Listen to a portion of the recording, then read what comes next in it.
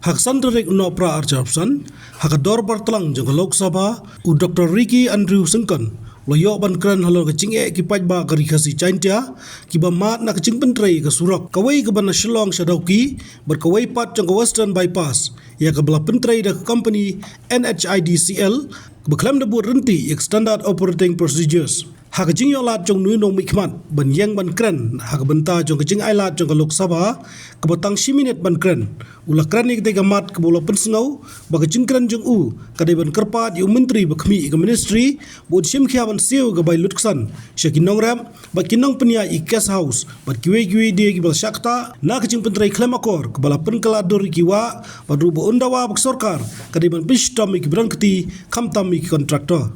Thank you, Mr. Chairperson, for allowing me to raise a very important issue concerning the road construction that is currently taking place from Shillong to Dawki and the Western Bypass under the NHIDCL.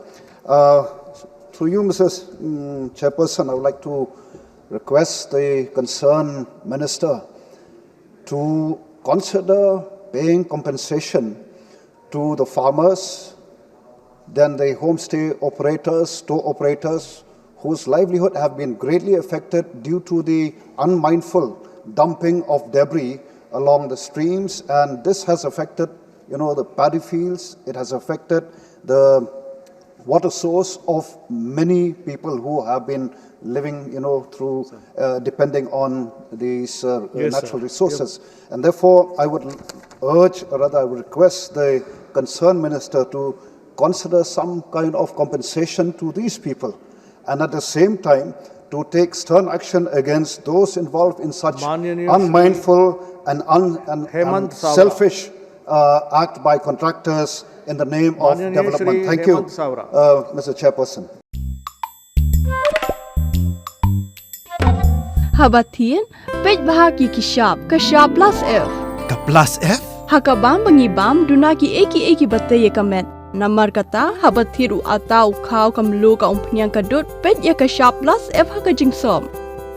Yaki nutrient kum ki vitamin bat ka iron la icon diat bat ka bathau bha kam khta I ka dur jingki mar bam ka jing mat lani ka rukom shed yaki. Balehi panai kita. Ka don ka we ka jing mentoy ba kongsan. Ka kot ka kia. Ka nutrition ba khambha ka jing im ba khambha pendon kam daki mar ba madon ka sharp plus F menta kasni Lawan Ra Shafi Lingba ko office jong Commissionerate of Food Safety Meghalaya.